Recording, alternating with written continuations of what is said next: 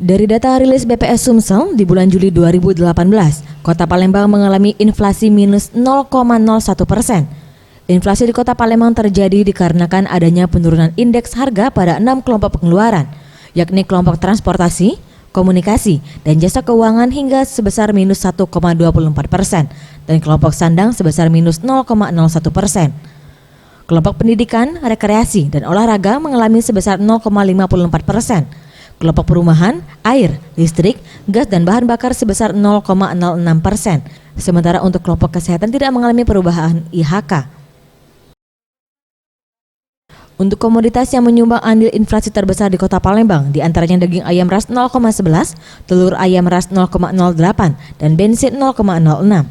Sementara untuk penyumbang andil deflasi terbesar yakni angkutan udara minus 0,29, bawang merah minus 0,07, dan angkutan antar kota minus 0,04. Tim Liputan Sriwijaya TV.